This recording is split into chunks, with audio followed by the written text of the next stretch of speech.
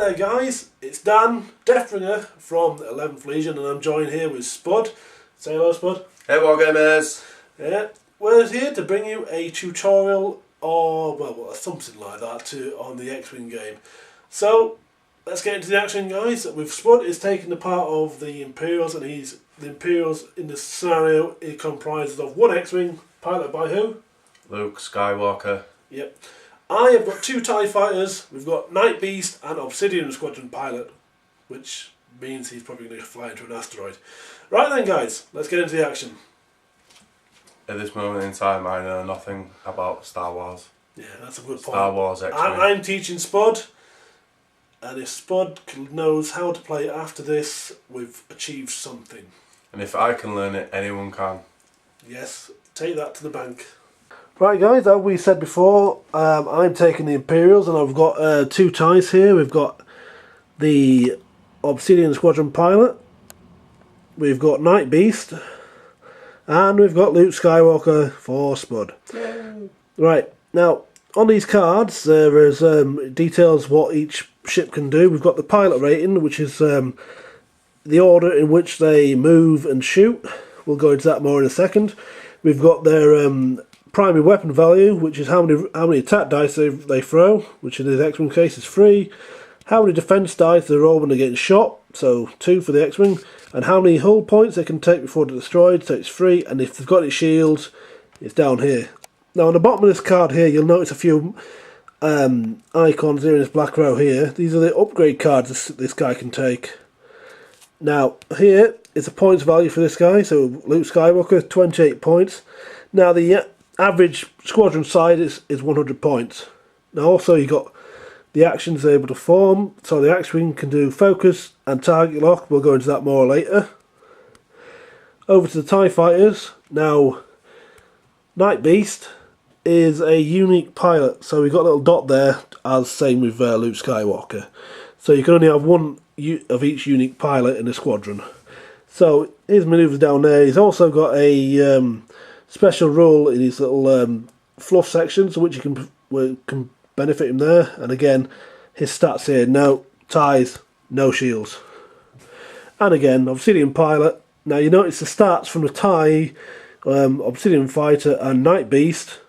They're exactly the same. The only difference is the pilot rating and the lack of special rule. The cheaper pilots have fluff text instead of a special rule, which helps them greatly. Now obviously these TIEs are right nice and cheap, 13 points and a total of 15 points there. So that's the forces guys, and then we'll get on the phone, we'll show you how to set up. Right guys, we've got to set the board up. So we've placed the board down like this, and it's very nice. We've got the required tokens out that we need, but we've decided this game we're going to use obstacles. So we've got 6 asteroid markers here.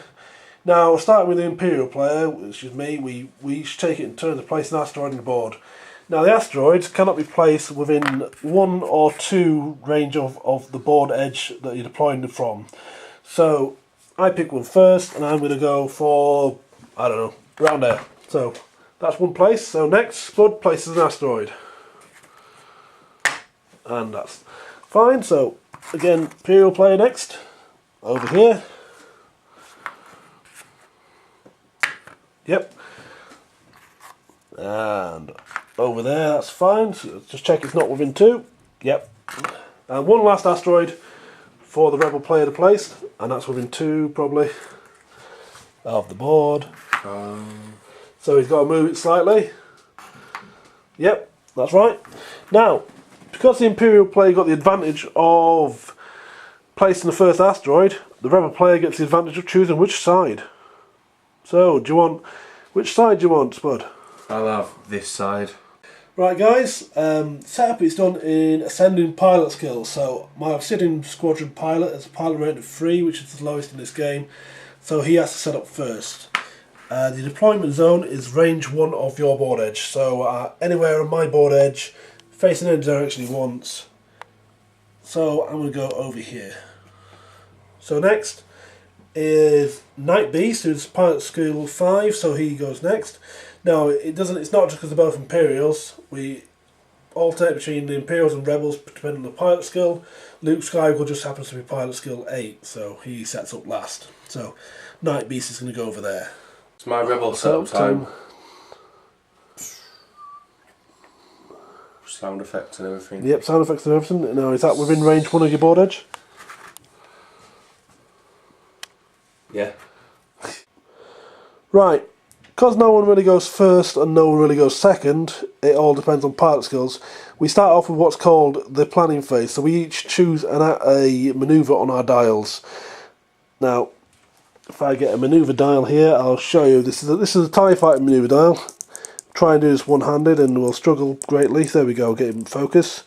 Now, this dial contains all the manoeuvres that this ship can do. Now, the dials are different depending on what ship you got, so obviously an X-Wing can't do all the same manoeuvres a TIE fighter can do and vice versa. And you'll notice that some are red and green. So we'll go more into that as they happen. Right guys, so we're now going to choose our first set of manoeuvres. Right guys, this is activation 1, or activation phase 1, so we now are going to reveal the manoeuvres we've chosen in ascending pilot order. So starting off with Obsidian Squadron Pilot, he's chosen a 4 straight forward, so we get the 4 straight forward marker. And there's little nubbins in the front of the base, which you might not be able to see there, but we'll do our best. Place the marker in at the front, and as straight at the back, there is nubbins at the back as well. So that's him moved. Now he can perform an action, so he can either do a barrel roll, focus, alright, and he can then perform an action. He can either focus, right, focus, what's this then?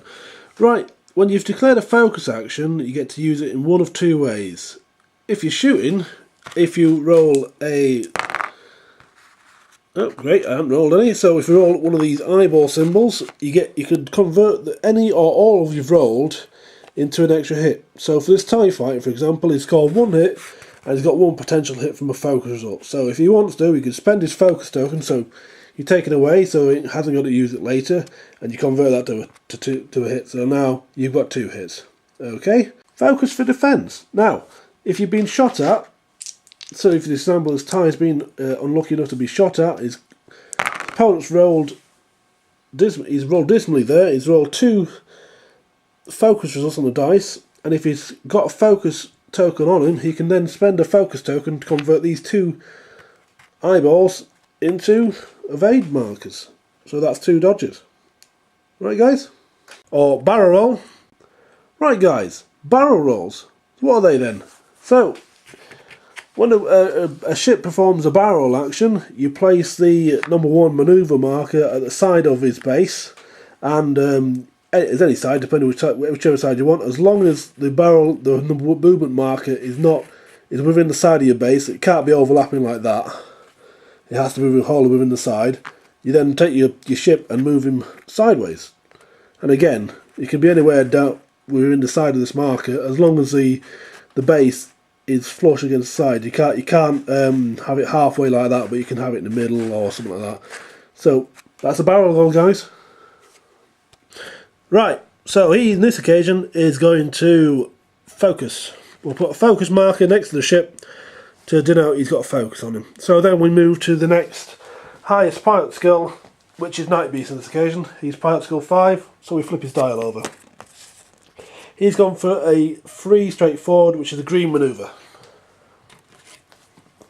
So we get the green manoeuvre, the 3 straight forward, place it at the end. There we go. Now, Night Beast has got a special rule. If he performs a green manoeuvre, he gets a free focus. So put focus markers on him because it was green manoeuvre, and he's also going to put an evade marker on himself. So then it's over to Luke Skywalker. So I've chosen, or Luke, or whichever. I'm going, oh sorry, better see it, left diagonal 3. So I put my little thing there, so it looks like that. That's what she said. And then I put it to there.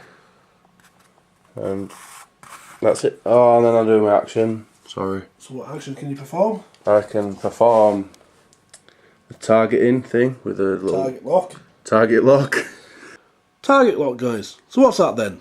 So, if you got when you perform your action, if you want to perform a target lock, you have to be in range. So if this X-wing is can target lock this TIE here, it doesn't have to be in its arc of sight.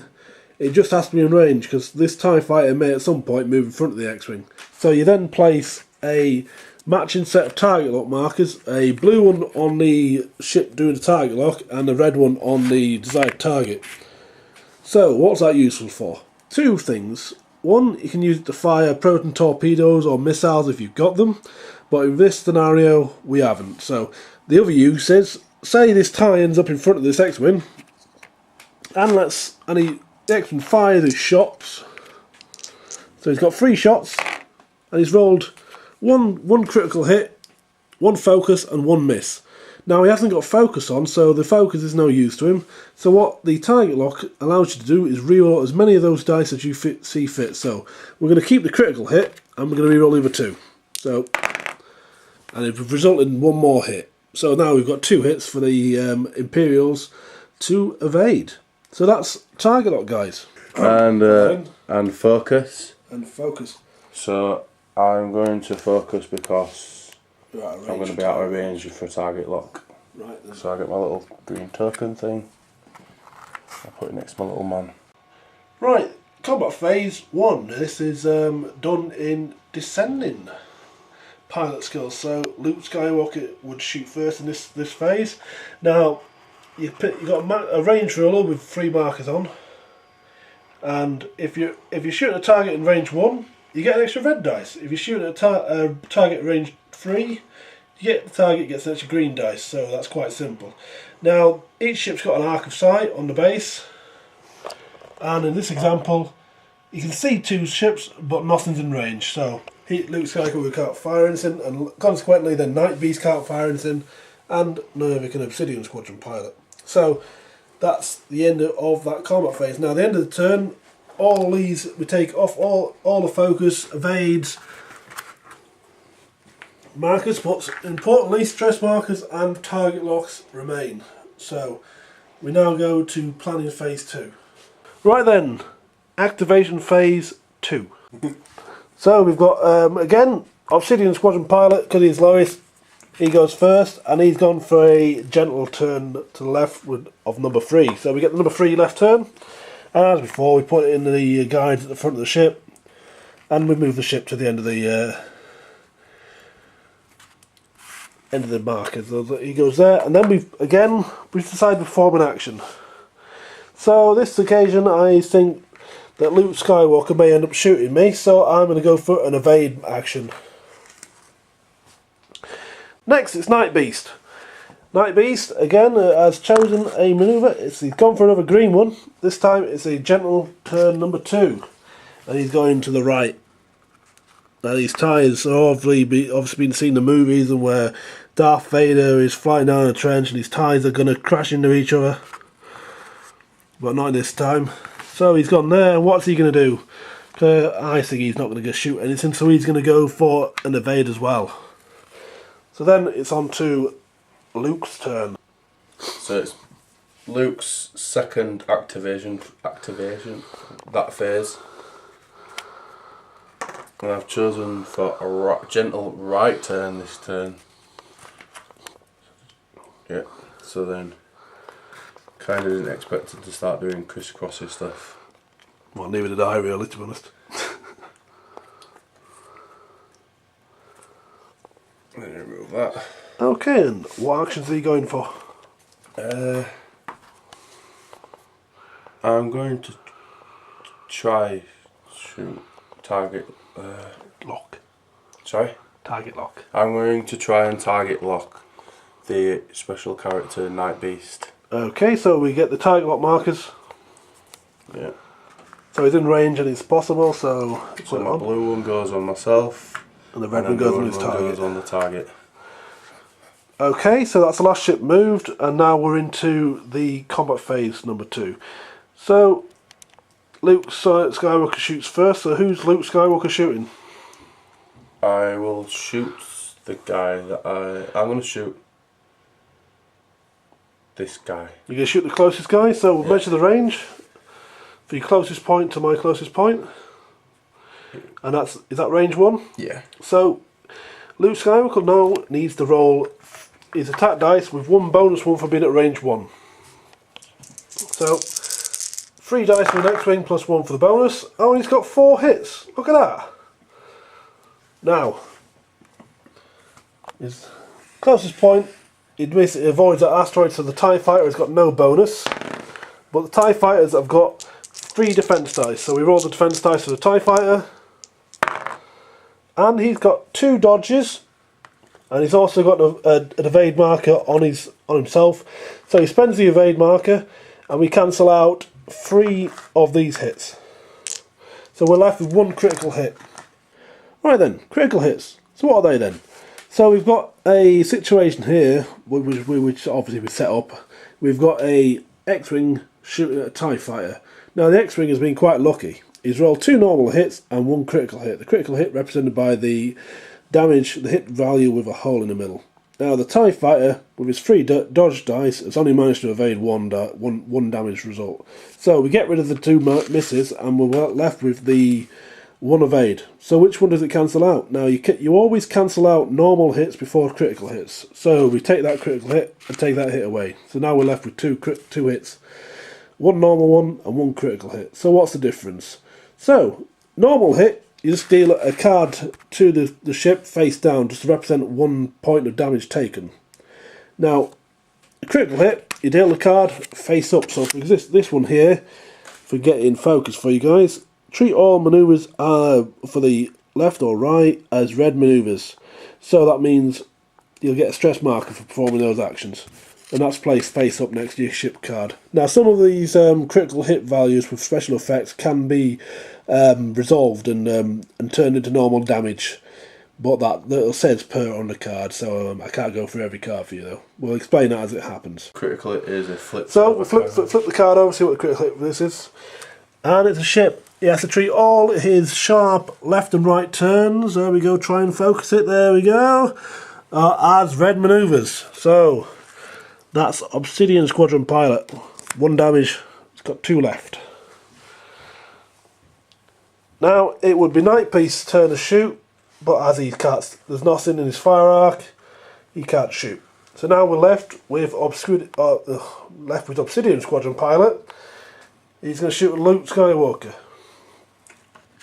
So, TIE Fighters have got 2 attack dice, and he's got 1 hit and a critical hit.